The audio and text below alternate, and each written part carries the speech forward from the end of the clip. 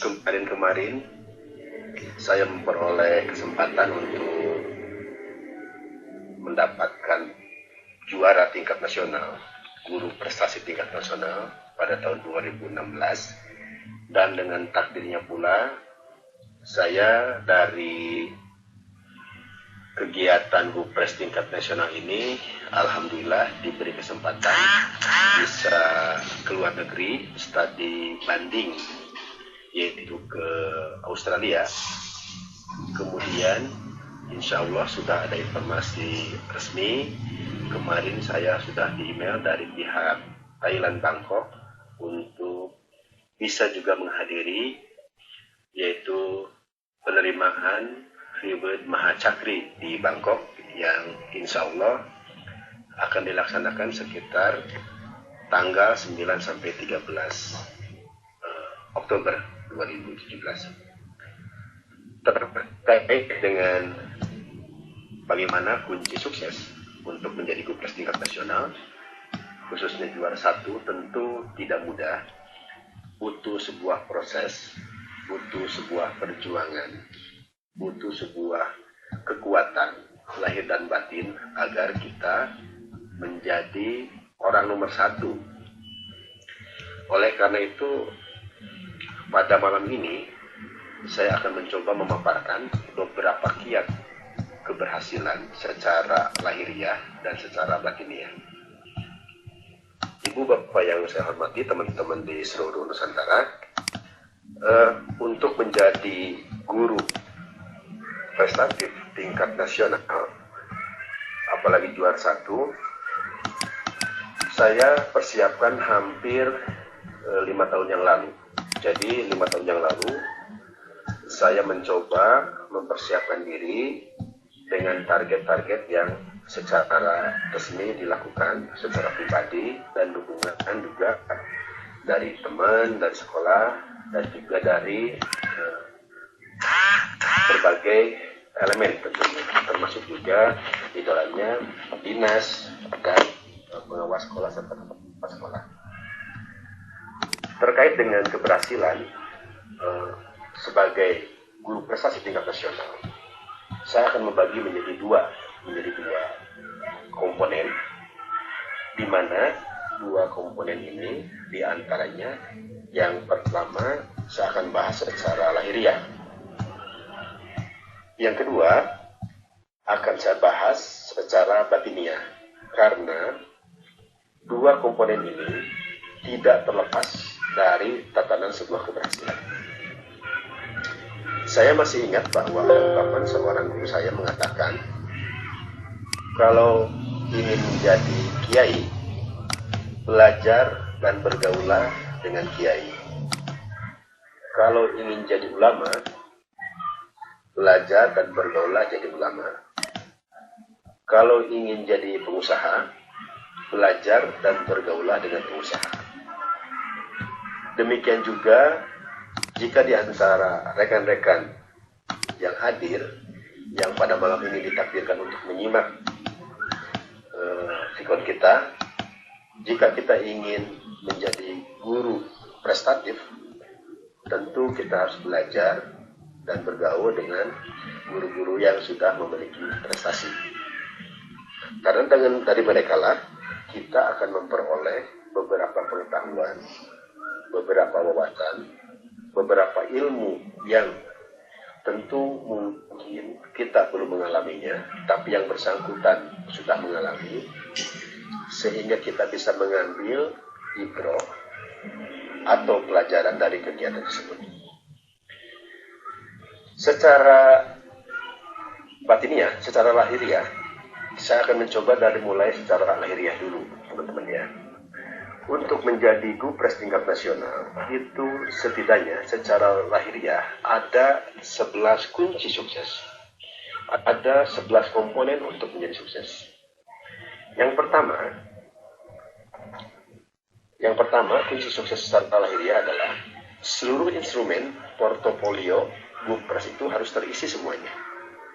Ini penting terkait dengan instrumen yang diberikan memiliki nilai kategori sampai 70% 30-70%. Sehingga instrumen portofolio yang sudah baku itu wajib diisi semuanya. Kondisi ini seringkali dilupakan oleh teman-teman yang tertarik untuk menjadi Gupres tingkat nasional, tetapi instrumen yang disodorkan itu ternyata tidak terisi semua. Ujungnya yang bersangkutan gagal untuk mencapai atau meraih peringkat nomor 1 karena instrumen yang dihadirkan itu tidak sesuai dengan harapan para juri. Yang kedua, teman-teman, kunci kedua secara lahiriah yang harus disiapkan oleh ibu dan bapak ketika akan mengikuti lomba guru berprestasi adalah kita sebagai guru harus bisa memahami peraturan menteri tentang guru khususnya, ya. Karena dengan memahami permen-permen tersebut, maka diharapkan ketika ada pertanyaan-pertanyaan yang terlontar pada saat kita melaksanakan kegiatan di sana, di Jakarta misalnya, itu kita bisa menjawab dengan baik, kita bisa menjawab dengan benar. Nah, pemahaman terhadap permen-permen tersebut maka harus kita pahami sebelum kita mempersiapkan diri mulai dari tingkat kecamatan, kabupaten, provinsi hingga nasional. Komponen ini penting dipahami oleh teman-teman semua karena tanpa memahami permen-permen yang sering digulirkan menjadi kebijakan nasional, maka sudah bisa ditentukan bahwa yang bersangkutan akan mengalami kesulitan. Itu yang kedua. Kemudian kunci yang ketiga secara lahiriah adalah pembuatan PTK yang disajikan harus inovatif dan kreatif.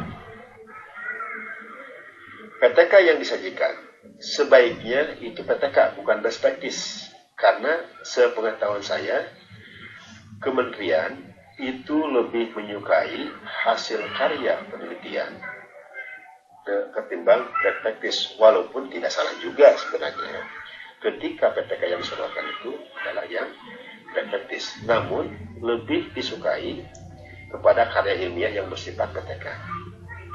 Kemarin saya mencoba menularkan sebuah gagasan tentang bagaimana mengajarkan bilangan Romawi dengan pendekatan nyanyian.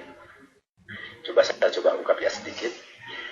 Salah satu nyanyian yang saya lakukan untuk anak-anak, dan ini sangat berhasil dilakukan di lapangan, adalah bagaimana anak-anak bisa memahami sebuah gagasan Romawi dengan mudah dan cepat. Sebagaimana kita ketahui, di dalam bilangan Romawi itu ada rumus yang tidak terlepas menjadi rumus dasar di dalam prosesnya. Nah, rumus dasar ini dicoba dikemas di dalam sebuah nyanyian seperti ini. Pilambang 1, pilambang 5, X 10, L 50, M 100, D 500, F 1000, itu angka Romawi. Dengan nyanyian tadi, rumus yang disajikan tadi ternyata mampu memberikan nuansa. Satu, nuansa kesenangan bagi anak-anak. Yang kedua, lebih memudahkan menangkap esensi dari rumus bilangan Romawi. Yang ketiga, ternyata mudah diaplikasikan di dalam kehidupan dan proses bilangan Romawi itu sendiri. Kemudian, Ibu dan Bapak dan teman-teman di seluruh Nusantara, yang keempat, ya, di dalam secara lahiriah yang harus kita lakukan adalah bagaimana kita membuat alat peraga yang bisa dibuat oleh guru, tapi juga bisa melibatkan siswa. Di sini, kebanyakan teman-teman, guru-guru yang membuat Inobel atau yang ikut inovasi pembelajaran dan PTK-PTK yang dilahirkan atau misalnya alat peraga yang dibuat, itu cenderung hanya bisa dibuat oleh guru, tetapi tidak melibatkan siswa. Kondisi ini seringkali menjadi nilai yang kecil ketika alat peraganya bagus, keren, tetapi tidak mampu melibatkan para siswa dalam proses pembuatannya. Oleh karena itu, saya menyarankan alat peraga selain sederhana, mudah diperoleh, bahannya mudah juga diperoleh dari sekitar kita, juga harus bisa melibatkan siswa di dalam proses pembuatannya. Kondisi ini penting, sangat penting, karena ketika alat peraga kita yang dibuat bagus, tetapi hanya guru sendiri yang mampu membuatnya, itu belum termasuk bagus. Alat peraga yang baik adalah alat peraga yang selain sederhana, mudah diperoleh, juga siswa mampu membuatnya dengan baik. Itu yang keempat. Berikutnya adalah yang kelima. Yang kelima ini, teman-teman, ketika kita presentasi, ini memiliki nilai yang cukup tinggi, memiliki nilai yang signifikan dalam meningkatkan kualitas penampilan kita. Pada saat presentasi, kebanyakan teman-teman guru yang hadir di lomba-lomba, baik nasional ataupun lokal, itu cenderung presentasi yang hanya membaca. Presentasi yang hanya membaca teks di depannya tanpa melihat juri sebagai audiens, sebagai mustami. Sehingga kondisi ini melahirkan sebuah penilaian yang tidak baik. Idealnya, ketika kita menampilkan presentasi, selain tuturan kalimat yang sistematis, juga perlu diperhatikan penampilan presentasi. Contoh, hal kecil tetapi sangat urgent di dalam proses presentasi. Bagi guru laki-laki misalnya, pada saat kita melaksanakan presentasi, maka menggunakan jas, menggunakan dasi adalah bagian proses performance yang harus kita tampilkan dengan baik. Performance yang baik adalah citra yang baik, kepribadian yang baik. Seorang guru yang baik tentu saja harus memiliki tampilan yang baik. Bagi guru perempuan, saya tidak menganjurkan ketika presentasi di dalam forum apapun itu menggunakan celana panjang. Bukan jelek sebenarnya menggunakan celana panjang, tetapi terkesan tidak sopan saja. Yang ideal, yang normatifnya ketika melakukan presentasi tentu pakai rok ya, untuk perempuan, juga pakai dasi yang menunjukkan bahwa pribadi yang baik juga sebenarnya.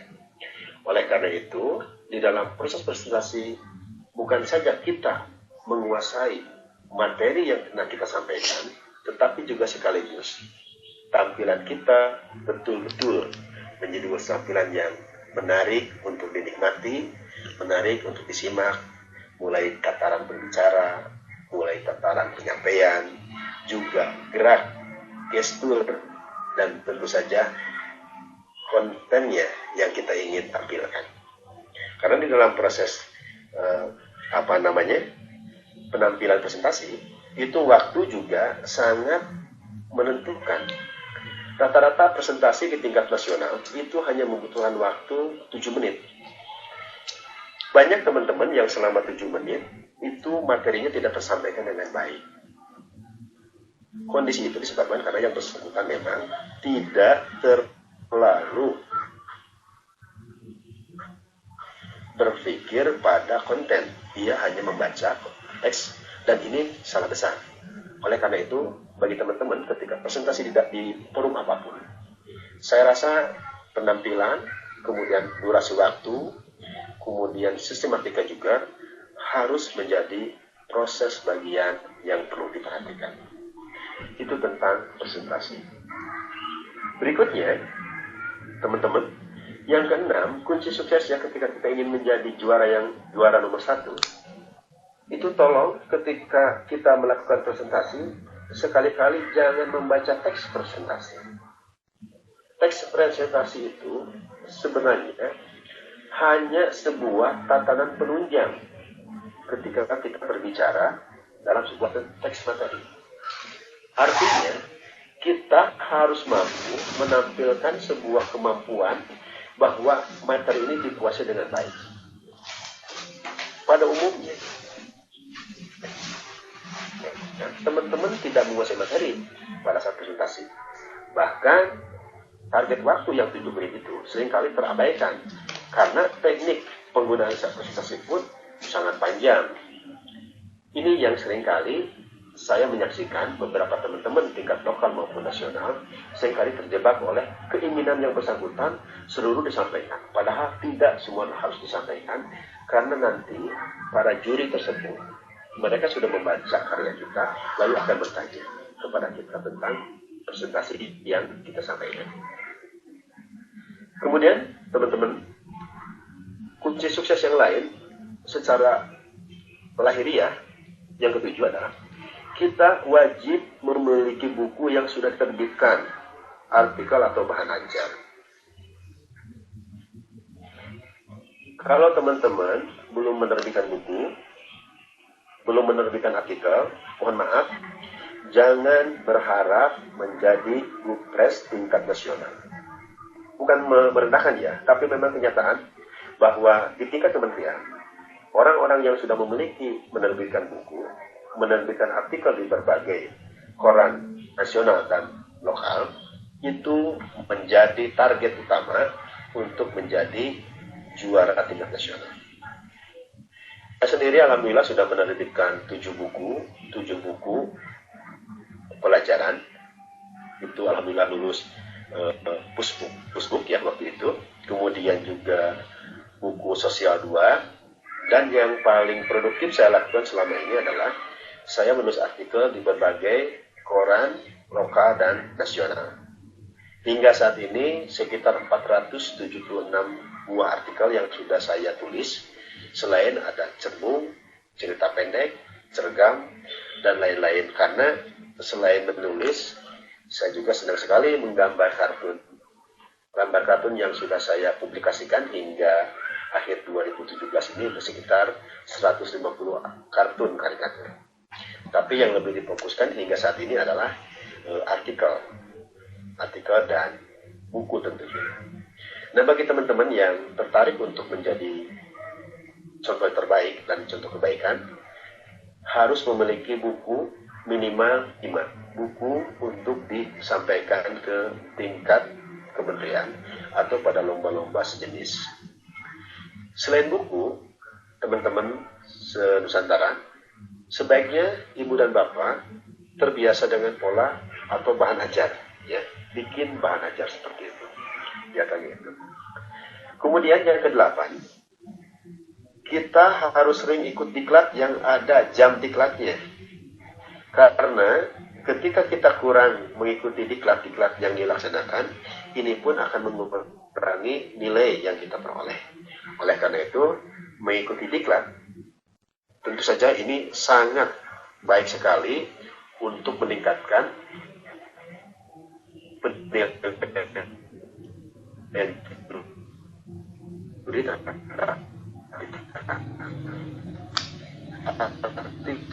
artinya juga akan menjadi kita juga ilmu pengetahuan. Demikian yang ke-8. Wajib selalu membimbing siswa menjadi juara. Sebuah kenyataan di lapangan mengatakan bahwa kalau gurunya pintar, pasti anak didiknya pintar. Kalau gurunya kreatif, dipastikan anak didiknya pun kreatif. Maka, membimbing siswa menjadi juara adalah bagian guru berprestasi. Demikian juga saya di lapangan. Selama menjadi guru, saya mencoba selain untuk pribadi agar menjadi prestasi, juga anak didik saya harus menjadi juara. Alhamdulillah setiap tahun selalu menjadi juara, dan di bagian literasi inilah biasanya konsentrasi saya menjadi juara baik pribadi maupun anak didik saya, seperti itu. Kemudian yang ke-10, ini juga sangat penting, ketika kita mampu membimbing rekan sejawat, ya, mampu membimbing rekan sejawat di KKG atau di MGMP. Membimbing rekan sejawat nilainya juga cukup besar, cukup baik. Dengan menunjukkan bahwa kita mampu selalu menjadi narasumber di KKG atau di MGMP, itu menunjukkan kita memang guru yang profesional. Dan berikutnya, Ibu dan Bapak, hal kecil yang ke-11 ya. Hal kecil tapi sangat urgent di dalam proses kita melaksanakan kegiatan lomba misalnya. Perhatikan cara duduk dan cara menjawab pertanyaan juri. Ini seringkali dilupakan di dalam proses lomba. Seringkali dilupakan. Ketika kita duduk, cara duduk kita menunjukkan pribadi kita. Cara berbicara kita, menjawab pertanyaan juri, menunjukkan bahwa kita ini pribadinya seperti ini. Sebuah ungkapan mengatakan, air teko keluar berdasarkan isi di teko tersebut. Sehingga juri bisa menyaksikan, memperhatikan bahwa bicara seseorang, cara duduk seseorang, cara menjawab pertanyaan dari juri, itulah pribadi yang sebenarnya. Oleh karena itu, tidak perlu melakukan debat dengan juri ketika juri memojokkan kita. Tetapi lakukan bahwa kita, argumen kita benar dengan cara yang benar juga. Banyak teman-teman yang ketika berbicara dengan juri, itu seringkali merasa paling benar. Dia mempertahankan argumennya dengan argumen pribadi. Padahal yang terbaik, ketika kita harus melakukan debat dengan para juri, maka argumen yang terbaik adalah gunakan payung hukum sebagai salah satu argumen yang rasional. Setelah kita berbicara payung hukum, barulah kita bicara terkait dengan masalah pendapat pribadi. Sehingga siapapun jurinya insya Allah akan memahami dan meyakini bahwa jawaban kita sangat baik dan benar. Nah, itu kira-kira yang 10 kunci sukses secara lahiriah. Ada 11 kunci sukses secara lahiriah. Tetapi teman-teman, para guru dan teman-teman di seluruh Indonesia, di dalam hidup kita tidak terlepas dari kunci sukses secara batiniah. Saya menyaksikan bahwa orang-orang yang berhasil dalam bidang apapun tidak pernah terlepas dari apa yang dimaksud dengan batiniah. Mustahil seseorang berhasil dalam bidang apapun, dia hanya menggunakan akal pikirannya saja. Mustahil seseorang berhasil dalam bidang apapun, dia hanya menggunakan otak semata. Ada faktor lain yang tidak bisa dihindari oleh kita di dalam proses kehidupan ini. Faktor yang dimaksud adalah kita pun harus memiliki kekuatan secara batiniah, yang insya Allah akan saya bahas setidaknya ada 10. Ada 10 keberhasilan kunci sukses. Ya. Yang pertama, Ibu dan Bapak, ketika kita melakukan apapun, tolong kita lakukan, minta izin dulu, terlebih dahulu, kepada istri atau suami. Ini penting. Ketika seorang istri akan melakukan lomba di tingkat lokal atau nasional, harus minta ridho kepada suaminya. Tanpa ridho suaminya, tidak mungkin dia berhasil. Begitupun suami, ketika akan melakukan perjalanan, minta izin ke istrinya, karena suksesnya seorang suami karena ada kehebatan istri di belakangnya. Begitupun sebaliknya. Doa istri yang menyertai suami, insya Allah menjadi semacam amunisi yang baik untuk kita. Mohon maaf. Untuk agar kita lebih baik di dalam proses perjalanan ini, termasuk juga lomba semacam itu. Itu yang pertama. Jadi jangan lupakan secara batiniah, jangan lupakan mereka, anak-anak kita, suami kita atau istri kita, ketika kita melakukan sesuatu yang sangat luar biasa. Yang kedua, kita dibiasakan minta izin kepada kedua orang tua. Bagi yang orang tuanya masih ada, alhamdulillah, bersyukurlah kepada Allah bahwa meminta izin ke orang tua, doa orang tua secara langsung itu sangat dahsyat. orang tua pasti mendoakan. Tetapi ketika orang kita langsung meminta doa kepada mereka, itu lebih dahsyat lagi. Itu pengalaman saya. Bagaimana Kang John kalau orang tua kita sudah meninggal? Kebiasaan saya, ketika karena orang tua saya dua-duanya sudah meninggal dunia, saya sering datang ke kuburannya, takziah ke kuburannya, lalu mendoakan. Bukan meminta sesuatu kepada orang tua, tetapi saya mencoba mendoakan mereka. Lalu saya bilang begini, Ibu, saya besok mau ke Bandung, mau lomba, misalnya ya, mau lomba guru berprestasi, begitu. Mereka dengar kok, mereka lihat, mereka menyaksikan apa yang kita ucap. Tetapi yang lebih fokus adalah kita di orang tua itu, pada saat itu yang utamanya adalah mendoakan mereka agar diterima iman dan Islamnya. Salah satunya itu. Tapi izin ini sangat urgent sekali agar kita menjadi sukses. Tanpa izin, tanpa ridho orang tua, tidak mungkin Allah ridho. Oleh karena itu, sangat penting sekali. Berikutnya, yang ketiga, sedekah rutin di sepertiga malam. Ada yang menarik sebenarnya dari sedekah ini. Semoga Allah yang Maha Agung mengampuni saya kalau cerita ini tidak bermaksud untuk membuka kebiasaan saya, tetapi mudah-mudahan jadi contoh kebaikan bagi semua pihak. Kalau ibu dan bapak pun di sepertiga malam antara jam 2 jam 3, saya menyarankan yang pertama kali diambil oleh ibu dan bapak adalah isi dompet. Ambil isi dompet, lalu ambil salah satu uang di isi dompet itu, lalu doalah. Karena di sepertiga malam itu saat mustajabnya sebuah doa. Ambil uangnya lalu niatkan. Karena ketika kita bersedekah tanpa niat itu tidak termasuk sedekah. Bisa jadi itu termasuk kebaikan saja. Oleh karena itu ketika kita sedang melaksanakan atau akan melakukan sedekah, biasakan berdoa terlebih dahulu. Seperti ini, misalnya niatnya seperti ini. Ya Allah, hari ini saya niat sedekah lillahi ta'ala, bagi orang muslim tentunya ya. Ya Allah, saya punya tujuan, hari ini saya akan mengikuti lomba. Jadikan dengan izin-Mu, takdirkan dengan kasih sayang-Mu, hamba bisa menjadi yang terbaik, misalnya. Ini sangat penting dan sangat memiliki dampak yang positif kepada kita pada saat kita melaksanakan kegiatan. Terkait dengan sedekah ini juga, ibu dan bapak, kita bisa juga melakukannya rutin. Nanti uang itu bisa diberikan kepada siapa saja, atau mungkin dikumpulkan nanti pada hari kurban. Nah, sedekah ini juga bisa digunakan sebenarnya.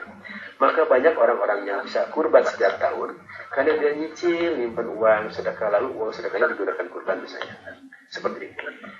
Yakin bahwa mustajabnya doa dari sedekah sepertiga malam ini sangat memperkuat secara batinnya. Itu yang ketiga. Kemudian yang keempat, ini yang seringkali dilupakan oleh teman-teman ketika melakukan lomba. Di antaranya, ibu dan bapak, tolong teman-teman, jangan ada iri dengki pada teman yang ikut lomba dan jangan menganggap pesaing atau musuh. Karena ketika kita pada saat lomba langsung memiliki gambaran, memiliki hati bahwa wah ini musuh saya, wah ini pesaing saya, dijamin ibu dan bapak, guru-guru Indonesia itu gagal akan meraih juara satu. Karena dengan iri dengki, dengan sombong, dipastikan kita akan kalah sebelum bertanding sebenarnya. Jadi hindari, jangan sampai ada iri dan dengki terkait dengan masalah. Ya. Kemudian yang kelima, yang menarik juga adalah ibu dan bapak jangan merasa paling hebat. Nah ini juga yang pengaruh ini.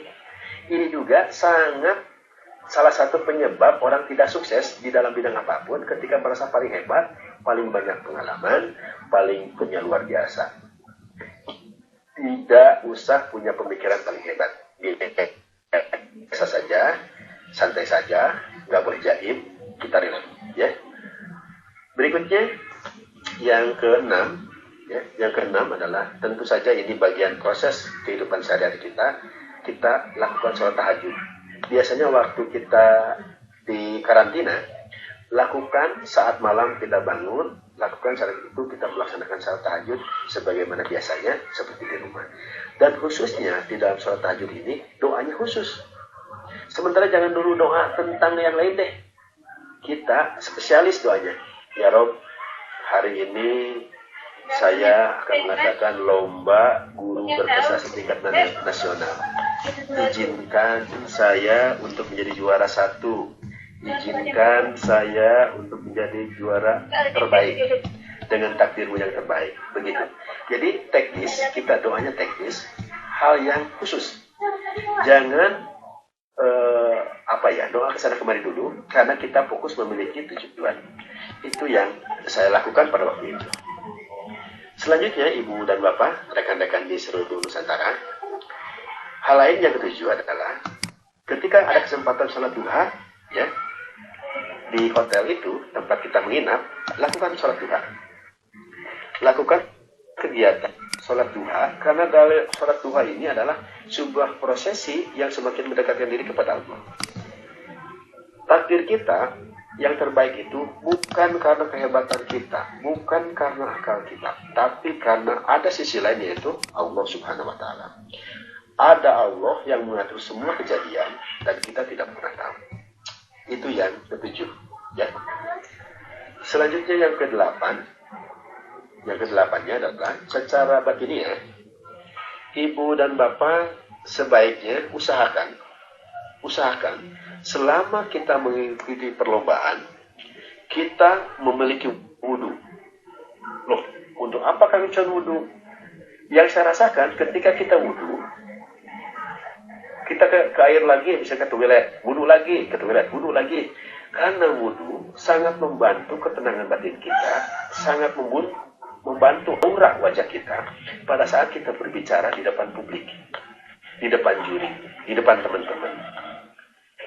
Salah satu kehebatan Jenderal Sudirman, walaupun beliau sakit, itu waktu ditandu oleh para teman-temannya, para prajuritnya, itu di pinggir Jenderal Sudirman selalu ada gentong kecil. Nah, gentong kecil itu digunakan menurut sejarah untuk wudu. Jadi bukan kebal tidak tertembak sebenarnya Jenderal Sudirman ini. Tapi selama dia sakit, dia tetap memiliki wudu dan dia mengatur strategi perang. Dan berhasil, Jenderal Sudirman tidak pernah tertembak oleh musuh. Itu filosofi awal kenapa wudu pada saat kita perlombaan itu penting. Sangat urgent karena terkait dengan masalah kekuatan kita. Oleh karena itu, kuatkan, miliki wudu, walaupun agak ribet sebetulnya, khususnya bagi perempuan ya. Tapi bagi teman-teman laki-laki, insya Allah ini bagian prosesi agar kita menjadi sukses secara dunia akhirat tentunya. Berikutnya, yang ke-9, teman-teman semua. Selama kita berada di karantina, di hotel tempat kita melakukan perlombaan, lakukan membaca Al-Quran walaupun satu ayat. Walaupun satu ayat. Ini yang saya lakukan ketika waktu di Jakarta di Hotel Sahid. Itu saya mencoba melakukan istiqomah, membaca satu ayat walaupun hanya karena waktu terbatas, gitu ya, waktu terbatas. Tidak ada kekuatan lain tanpa izin Allah. Dan tentu saja ketika kita membaca satu ayat ini, kita sedang berbincang dengan Allah. Sebagaimana kita ketahui bahwa dalam bahasa itu kan ada bahasa tulis, bahasa lisan, bahasa isyarat. Nah, ketika kita membaca Al-Quran, pada dasarnya kita sedang berdialog dengan Allah, sedang berbicara dengan Allah. Oleh karena itu, tartil, tertib, tenang, Om Joni juga nggak bisa, ya udah deh. Bahwa kita tengah berbicara. Persis ketika teman-teman sedang membaca buku karya Soekarno, atau saya membaca buku karya Teh Umi, pada dasarnya sedang berbicara dengan Teh Umi melalui bahasa tulisan. Kalau berbicara ini, kita berbicara saat ini tentu dengan bahasa lisan. Ya. Nah, dengan membaca Al-Quran, pada dasarnya kita sedang berdialog dengan Allah Subhanahu wa Ta'ala. Itu salah satu pentingnya. Berikutnya, Ibu dan Bapak, yang ke-10 adalah doa selama di karantina. Biasakan doanya khusus, ingin menjadi terbaik, ingin menjadi pemenang. Tidak apa-apa doa seperti ini, karena saya pikir saya merasakan bahwa dengan doa secara teknis seperti ini justru lebih memudahkan kita semakin dekat kepada Allah. Seperti itu, ya. Nah, demikian barangkali Ibu dan Bapak gambaran secara lahiriah dan batinnya terkait bagaimana kita ingin menjadi orang yang berprestasi di bidang guru khususnya yang pernah saya lakukan, pernah saya alami dan diaplikasikan selama ini. Selanjutnya saya persilakan kepada Teh Umi untuk dialog terkait dengan masalah malam ini. Terima kasih. Baik, Bapak Ibu, menarik sekali tip dan trik Bapak selama mengikuti kejuaraan. Kuncinya adalah tetap mendekatkan diri pada Allah dan kita tidak boleh sombong. Begitu ya Bapak ya? Salah satunya iya. Baik, ini ada pertanyaan dari Bu Chandra. Kita panggilkan Bu Chandra untuk bertanya langsung. Silakan Bu Chandra bertanya langsung pada Pak Encon. Halo Bu Chandra. Mungkin kendala di jaringan, saya bacakan saja pertanyaannya begini. Mana tadi pertanyaannya Bu Chandra? Bagaimana kiat Bapak saat mengajar agar siswa bisa menerima semua materi yang kita sampaikan? Silakan Bapak.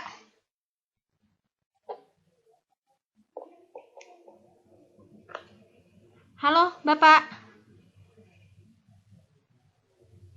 Pak Encon bisa dengar suara saya? Wah, Bapaknya hilang sepertinya. Sebentar ya Bapak Ibu ya. Halo Bapak. Halo. Iya, ini ada pertanyaan dari Bu Chandra dari Fakfak. Ada pertanyaan dari Bu Chandra dari Fakfak. Bagaimana kiat Bapak? Halo? Sudah terdengar suara saya? Sudah. Bapak? Halo, sudah terdengar suara saya? Sudah Bapak. Bisa dengar suara Umi Pak? Sudah terdengar Teh suara saya? Sudah. Iya. Halo? Baik. Ada pertanyaan dari Bu Chandra begini. Iya, halo. Bagaimana kiat kita untuk mana tadi sebentar Pak? Bagaimana kiat Bapak agar siswa bisa menerima materi yang kita sampaikan? Baik. Yang pertama adalah kita biasakan memasuki dunia mereka, dunia anak-anak. Artinya, kita mencoba menyelami dunia mereka yang mereka sukai. Ketika kita memaksakan dunia kita masuk ke dunia anak-anak, ini tidak akan masuk, tidak menyenangkan. Oleh karena itu kita harus mencoba melakukan sebuah pendekatan kepada mereka seperti mereka sukai. Contohnya, dunia mereka lebih suka bermain, santai, rileks. Nah, bagaimana program-program atau materi yang berkaitan dengan materi pelajaran itu dikemas sedemikian rupa sehingga anak kita menyukai pola pembelajaran kita.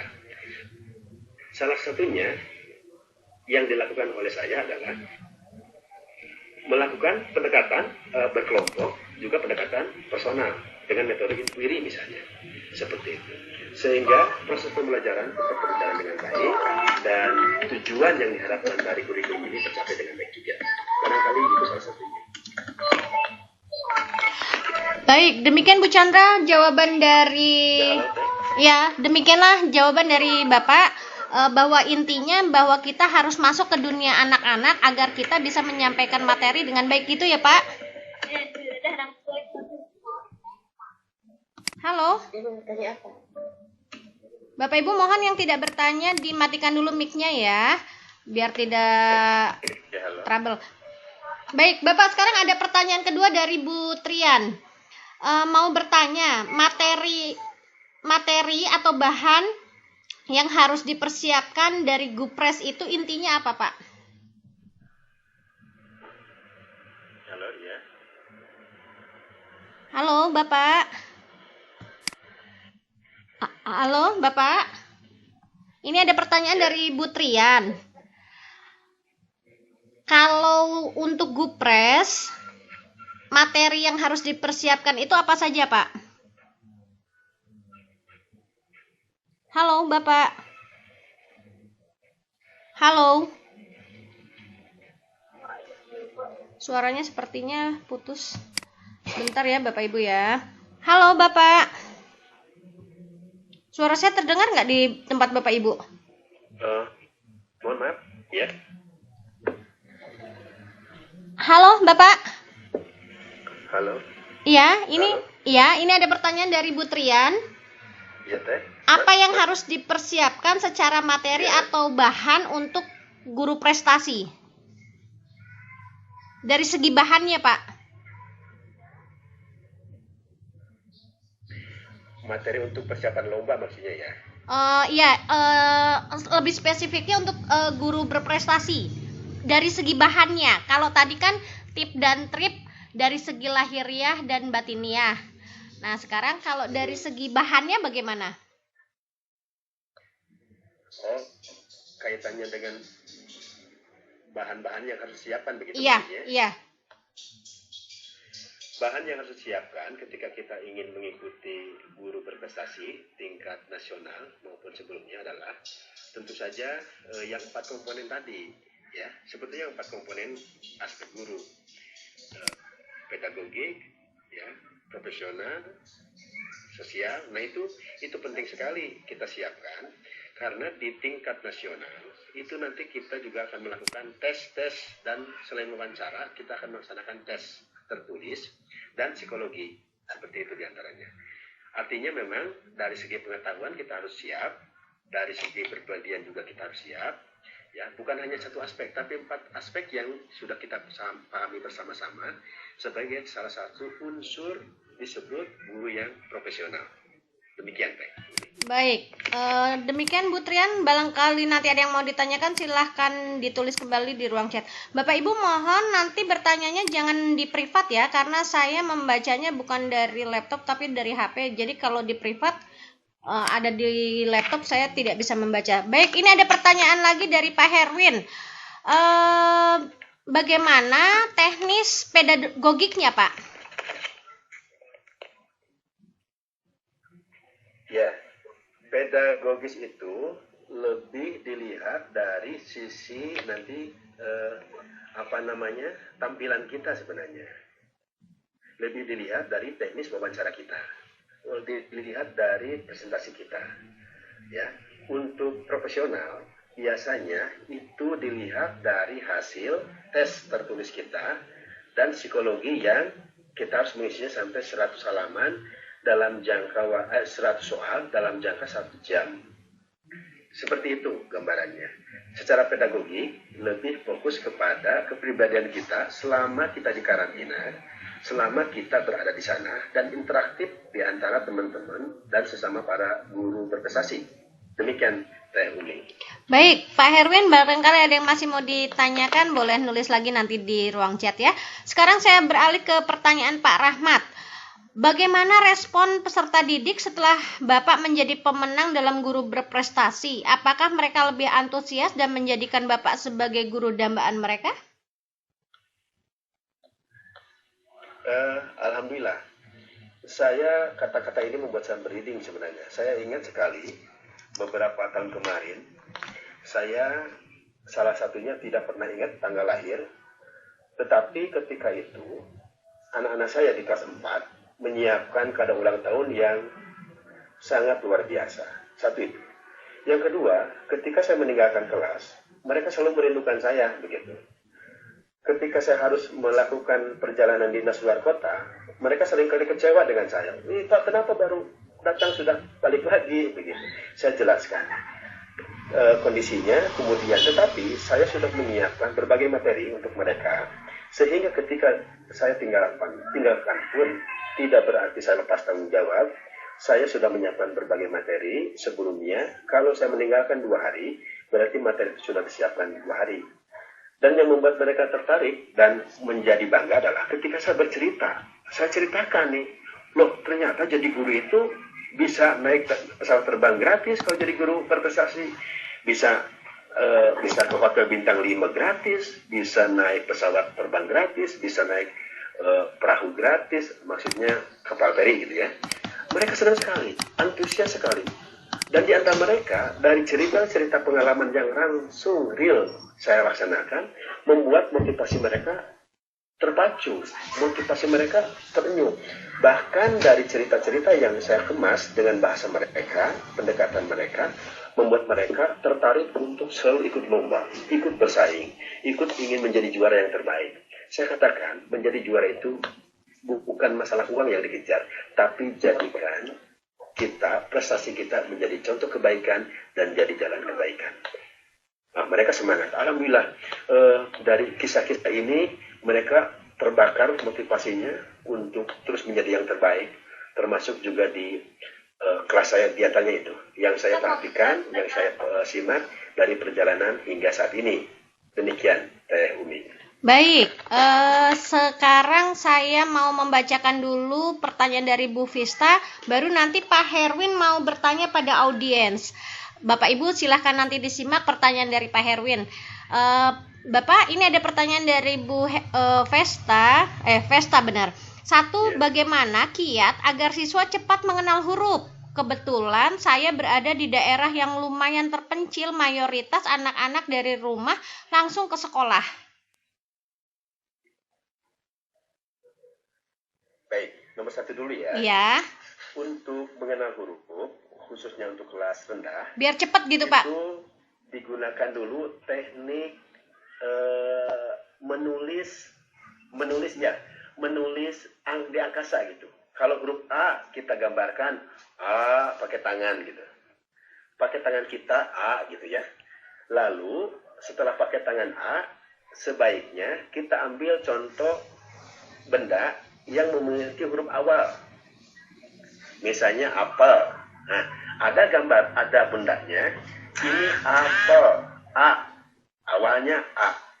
Tapi untuk menunjukkan huruf awal untuk di daerah terpencil, karena ini cukup medianya, gunakan tangan kita menulis di angkasa A, gitu. Huruf A dari mulainya dari mana dulu? A dari kanan misalnya ke kiri A, seperti itu. Lalu dibacakan A. Setelah itu sebaiknya juga dimunculkan bendanya secara konkret. Apel, anggur, dan seterusnya. Barangkali itu Teh yang pengalaman yang saya lakukan. Baik, mudah-mudahan bisa membantu Ibu untuk mempercepat siswanya mengenal huruf ya. Lalu yang kedua masih dari Bu Vesta, tentang buku yang ditulis. Buku yang ditulis itu harus dipublikasikan atau hanya dibuat atau dicetak saja, Pak? Dalam membuat buku atau perlu publikasi atau hanya cukup dicetak atau dibuat saja? Terkait buku yang akan dilombakan, itu aturannya adalah harus diterbitkan oleh penerbit. Ber-ISBN berarti ya? Itu nilainya 50.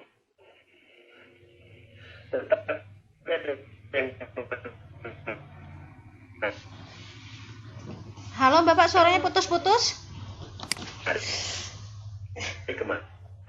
Bapak bisa diulang, suaranya putus-putus. Halo Bapak, bisa diulang Pak, suaranya putus-putus Pak.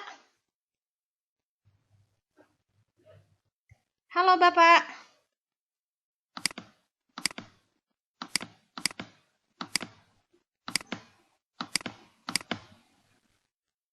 Halo Bapak.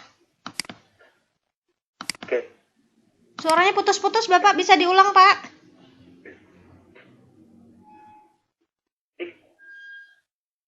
Kita bikin bahan ajar juga nilainya 50, nilainya 40. Bahan ajar 40. Bahan ajar nilainya 40. Ya. Buku yang sudah dibuat itu oleh penerbit, diterbitkan penerbit 50. 50. Artikel yang dimuat di tingkat nasional itu 10. 10. Jadi artinya ketika kita membuat artikel 10 saja udah 100 nilainya. Saya aja kemarin artikel 200 artikel yang saya kirimkan 4 tahun terakhir itu bisa mengalahkan secara batin lahiriahnya adalah teman-teman karena cukup besar nilainya dari artikel. Belum termasuk buku yang saya sodorkan juga. Begitu, Teh. 200 artikel dalam 2 tahun, Pak? Dalam 4 tahun. Oh, dalam 4 tahun. Banyak banget ya. Ya. Nanti kita belajar bagaimana bisa membuat artikel sebanyak itu. Baik, sebelum kita lanjutkan, Bapak boleh kita kasih kesempatan Pak Herwin untuk bertanya pada audiens? Baik, silakan. Silakan Pak Herwin untuk bertanya pada audiens. Halo Pak Herwin. Silakan nyalakan mic-nya, Bapak. Pak Herwinnya masih ada nggak ya? Halo Pak Herwin. Pak Herwinnya apakah ngumpet? Halo Pak Herwin. Pak Herwinnya masih ada nggak ya? Kalau Pak Herwinnya belum ada, Pak Herwin, saya lanjutkan ke pertanyaan dulu ya. Baik, sekarang kita masuk ke pertanyaannya Bu Dewi Kinarsi. Silakan Bu, nyalakan mic-nya untuk bertanya langsung pada Bapak. Halo, ini suara saya terdengar atau memang nggak terdengar ya? Terdengar jelas. Terdengar. Bu Dewi, halo. Ini Pak Herwinnya masih ada. Pak Herwinnya kemana ya? Halo Pak Herwin.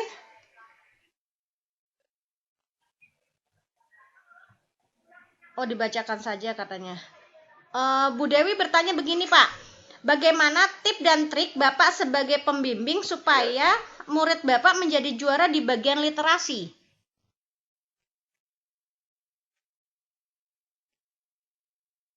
Minta tip dan triknya Pak supaya murid Bapak yang ikut lomba juara di lomba literasi, Pak.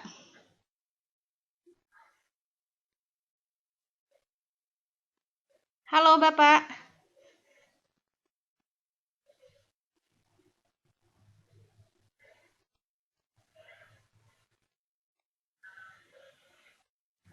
Halo. Baik. Setiap hari, baik. Pas, lalu saya gunting, lalu saya fotokopi, digandakan.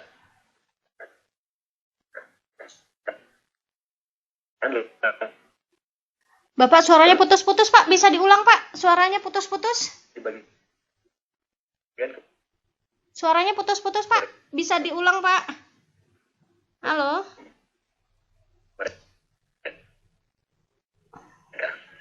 Bapak boleh diulang, suaranya putus-putus? Selanjutnya, Bapak boleh diulang, suaranya putus-putus? mereka setelah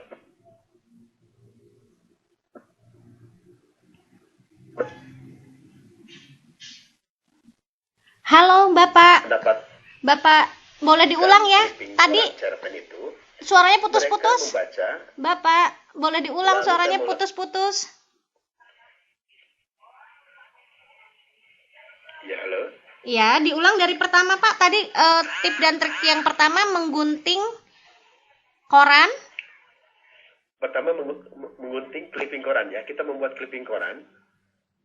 Clipping koran, misalnya cerpen cerita anak yang ada di koran atau majalah. Nah, clipping koran ini nanti difotokopi, digandakan, dibagikan ke mereka. Setiap sepekan sekali mereka dilatih untuk membaca, menelaah, mengkaji, lalu membuat cerita yang mirip dengan yang mereka baca. Nah, dengan cara itu ada kemampuan mereka meningkatkan pemahaman terkait apa yang dibaca dan mengembangkan apa yang mereka baca.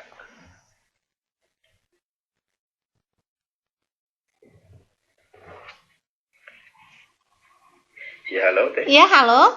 Jadi clipping koran digunting, lalu kita gandakan, lalu dibagikan ke murid, lalu kita minta apa yang mereka pahami dari clippingan koran tadi. Ya. Lalu ada lagi yang kedua Pak? Lalu membuat juga cerita yang senada. Oh, Ya. Yang harus membuat bapak atau anaknya? Membuat cerita yang sejenis.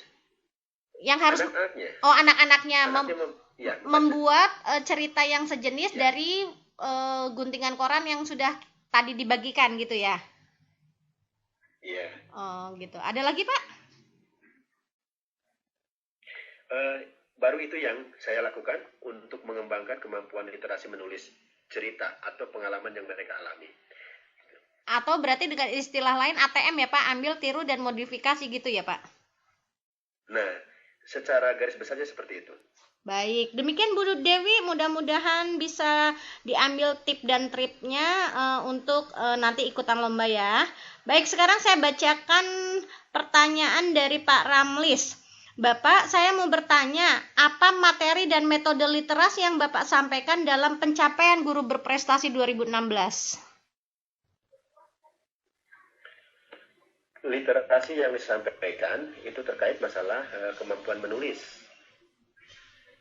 Khususnya di bagian artikel yang saya tonjolkan kemarin itu adalah kemampuan menulis artikel di media cetak nasional dan lokal.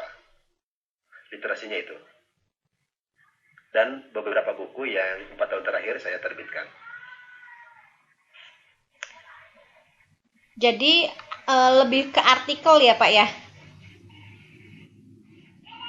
Ya, ke artikel. Yang diunggulkan artikel karena kemarin nilai terbesar saya artikel yang bisa mengalahkan secara tanda kutip ya, mengalahkan teman-teman lain seluruh Indonesia karena jumlah artikel saya cukup besar. Artinya, mohon maaf, ini hanya sebuah penilaian saja. Itu kan S2 itu nilainya 50.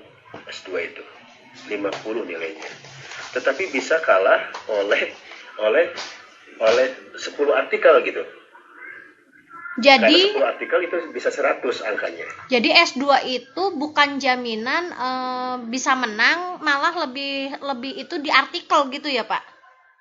Lebih produktif. Jadi guru yang produktif menulis itu yang menjadi unggulan. Oh. Tapi bukan berarti S2, S3 tidak dihargai, tetap dihargai dengan nilai tinggi. Tapi dianggap tidak produktif ya, Pak ya? Tapi tidak produktif, iya. menulis gitu. Karena itu dari segi akademis ya. Produktivitas. Karena dari segi akademis ya. Baik. Akademis. Baik. Bapak, ini ada pertanyaan lagi dari Bu Chandra. Bagaimana cara Bapak bisa membuat buku dan artikel yang sangat banyak? Apa kiatnya? Saya membuat artikel setiap bangun. Jadi gini, saya bangun jam 2 rata-rata, alhamdulillah dengan izin Allah. 1 jam, 2 jam, khusus saya membuat buku dan artikel. Jadi dengan begitu, hanya itu di jam-jam itu saya lakukan. Di luar jam itu saya mengerjakan pekerjaan yang lain. Tekniknya itu setiap hari saya membuat 1 artikel.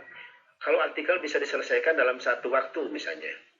Karena artikel itu hanya membutuhkan 2 lembar saja, 2 lembar 1,5 spasi ya.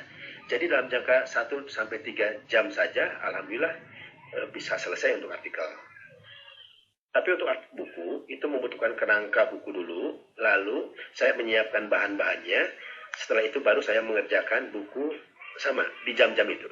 Jadi kenapa bisa produktif? Karena memang setiap hari saya mencoba membaca, kemudian menuangkan hasil bacaan, kemudian mengklasifikasi bacaan yang sejenis untuk dijadikan 1 tema yang baru begitu.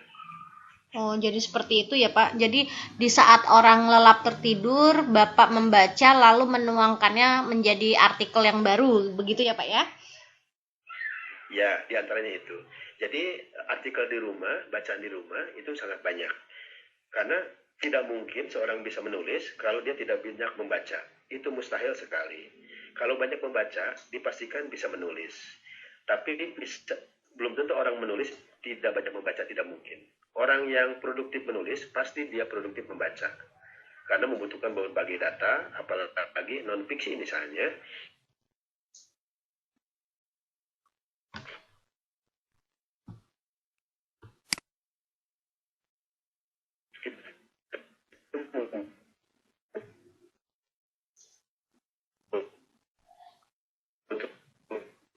Bukan berbagai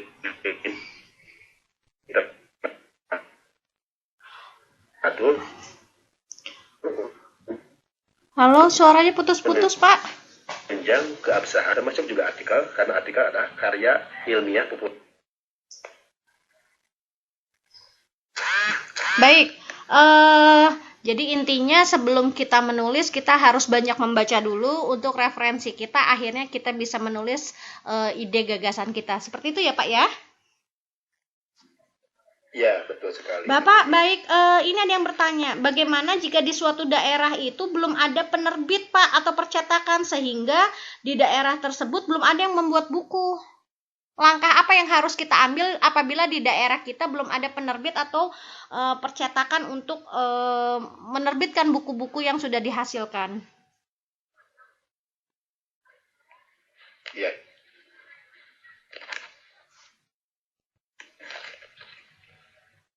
Halo? Iya, halo. Iya. Tidak ada penerbit ya di daerah itu ya? Iya. Ini di Maluku, Pak. Begini untuk Maluku ya? Iya, di Kabupaten Maluku Tenggara. Untuk membuat buku, ya baik. Teman-teman di Maluku, nggak usah kecil hati ketika memang di sana tidak ada penerbit. Untuk Pulau Jawa, ya itu banyak sekali penerbit yang menjamur. Yang penting ibu dan bapak membuat buku sebanyak-banyaknya. Kalau bisa 1 bulan 1 buku dengan cara 1 hari 2 lembar, 2 halaman, ya itu insya Allah untuk nanti teknik menyampaikan buku itu bisa lewat email pemilik penerbit buku. Ya, jadi banyak di Indonesia ini para penerbit yang sudah termasuk anggota IKAPI.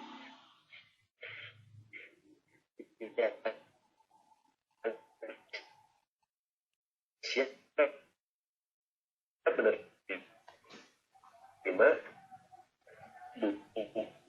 buku naskah ibu bapak buku-buku dari bapak ibu guru semuanya. Apalagi sekarang media guru ya dari IG ini siap menerima karya ibu menciptakan sebuah buku. Demikian salah satunya. Jadi jangan khawatir, kalaupun di daerah Maluku belum ada penerbit, insya Allah di luar provinsi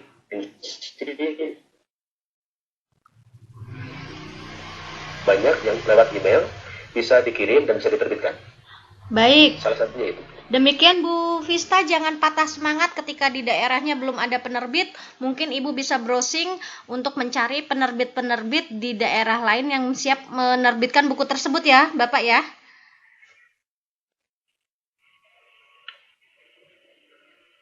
Baik, Bapak ini ada pertanyaan kembali dari Bu Chandra. Mohon diceritakan bagaimana Bapak bisa mendapat penghargaan yang akan diterima di Bangkok Oktober mendatang.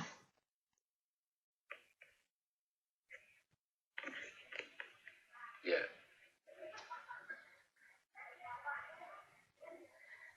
Halo Bapak, bisa dengar suara Umi?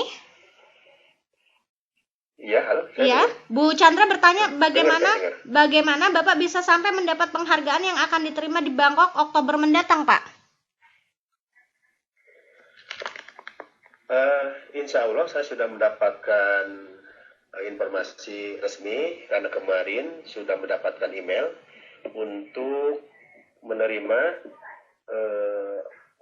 penghargaan Macakri dari sana, dan kemarin diminta untuk kesediaannya untuk menyampaikan bahwa siap atau tidak diundang ke sana, dan insya Allah saya sudah menyampaikan jawaban bahwa saya siap.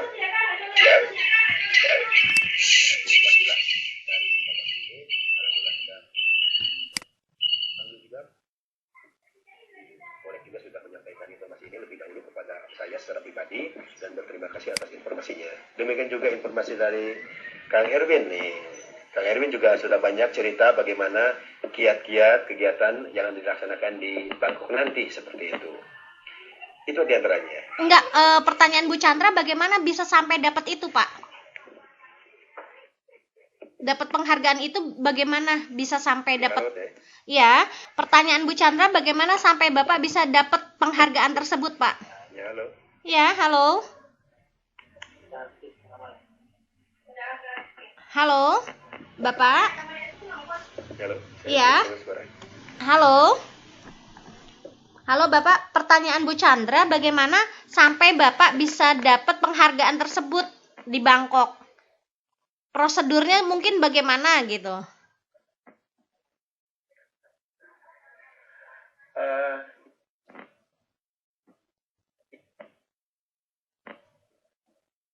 Halo, Bapak. ya, dapat seleksi dari kementerian, ya. Jadi, ya, penghargaan itu. Ya, halo. Halo.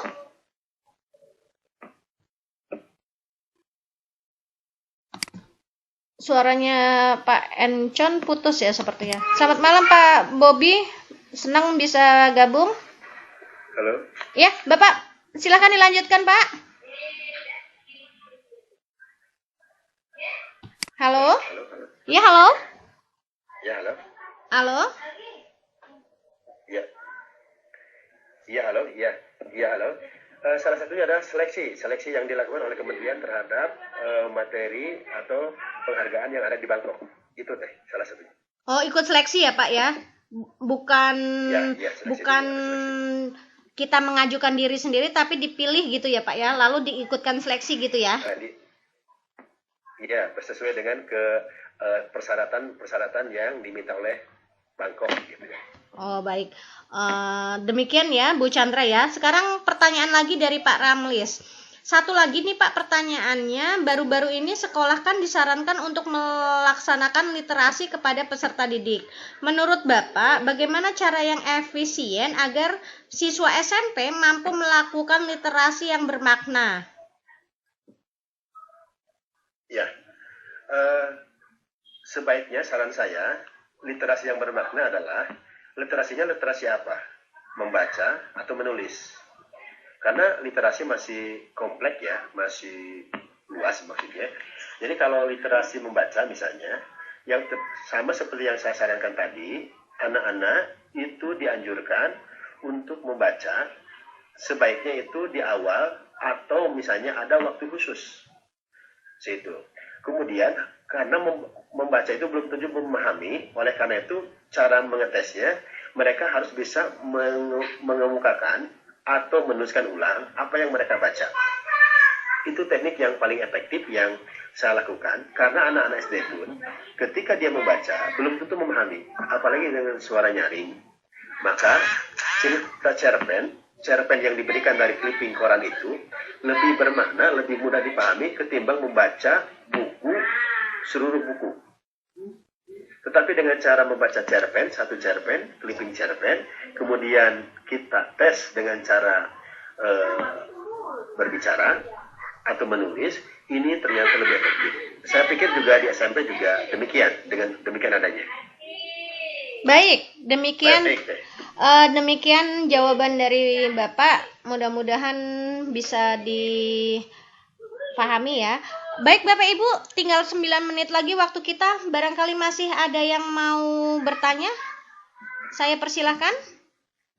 Jika tidak, saya mau minta Bapak untuk mengambil kesimpulan dari materi kita pada malam hari ini. Silakan Bapak. Baik, kesimpulannya yang pertama adalah ternyata menjadi orang sukses membutuhkan 2 kunci sukses. Pertama adalah kunci secara lahiriah dan yang kedua secara batiniah. Itu yang pertama kesimpulannya. Yang kedua, untuk menjadi guru profesional itu membutuhkan proses yang cukup sabar, cukup waktu, dan cukup kita harus memiliki jaringan, link, kekuatan, semangat untuk menjadi guru profesional. Dan kesimpulan yang ketiga adalah, ayo kita sama-sama belajar. Kalau kita ingin sukses, maka belajarlah kepada orang-orang yang sudah sukses. Kalau kita ingin menjadi kiai, belajarlah kepada para kiai. Dan kalau kita ingin belajar sukses di bidang apapun, belajarlah kepada mereka. Demikian Teh Umi, salah satu kesimpulan yang bisa sampaikan pada malam hari ini. Baik, terima kasih Bapak. Mudah-mudahan apa yang kita dapat pada malam hari ini bisa menjadi motivasi untuk Bapak Ibu guru yang belum pernah menjadi juara atau mengikuti lomba supaya bisa mengikuti jejak Bapak. Terima kasih ya Bapak. Sama-sama Teh, terima kasih. Baik Bapak Ibu semuanya, kita tutup acara pada malam hari ini. Saya mohon maaf atas nama panitia karena pada malam hari ini banyak yang gangguan sinyal rupanya, sehingga saya menggantikan Pak Abdul Mujid. Mudah-mudahan kita bisa bertemu 2 minggu yang akan datang dengan materi yang berbeda. Mudah-mudahan Bapak Ibu masih bisa bergabung. Saya Umi Tira Lestari dari IGI Kota Bogor, mohon pamit dan mohon maaf jika banyak kesalahan pada saat saya memandu acara ini. Assalamualaikum warahmatullahi wabarakatuh. Makasih Bu. Sama-sama Pak Bobi.